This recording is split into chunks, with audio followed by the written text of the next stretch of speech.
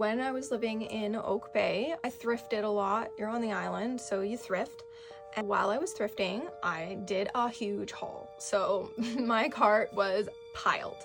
And I picked up this jewelry box that I never really looked in the actual drawers of the little jewelry box. And so when I looked in the jewelry box, when I got home, after I took everything out, I was showing my roommate about everything I got. I looked in one of the drawers and there was a little picture, a black and white picture of a little girl, and it looked like it was covered in blood. So it was crusty and it was red and dark, and I was like, what the f is that?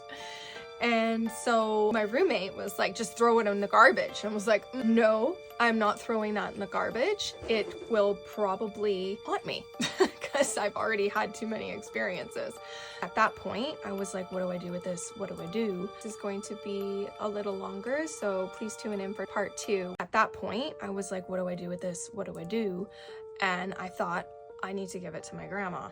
And my grandma is the tombstone with my name on it at the cemetery, which I used to go visit.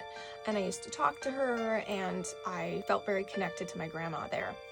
So I said, I need to go drop it off at the cemetery and let this little girl's spirit go. And the reason why I thought there was a little girl's spirit to be let go is that in the news that week, there was a 2-year-old little girl that went missing.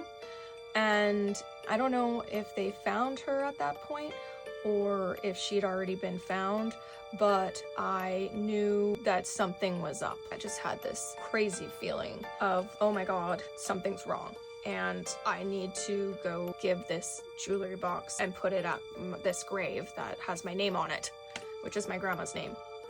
So I put some rocks and some sage and little things in the jewelry box as an offering of peace, and I took the jewelry box and drove over to the cemetery.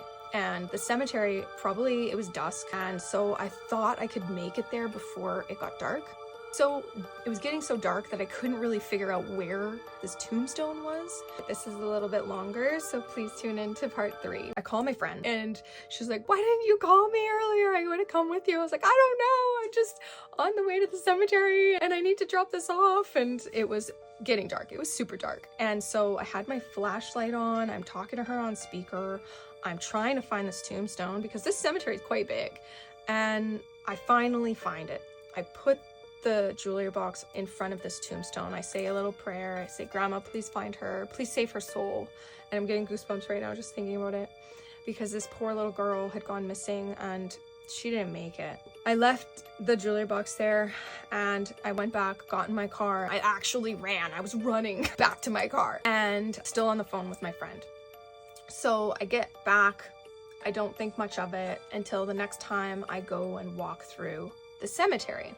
When I'm walking through the cemetery, I go and check the jewelry box and I'm like, oh, the jewelry box is still there. That's really good.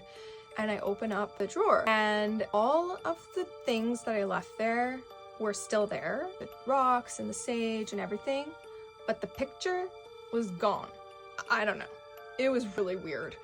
And to this day, I just don't understand it. I don't understand who would have taken the picture. My thought is that her soul was saved. My grandma came down and helped this little girl because she needed help.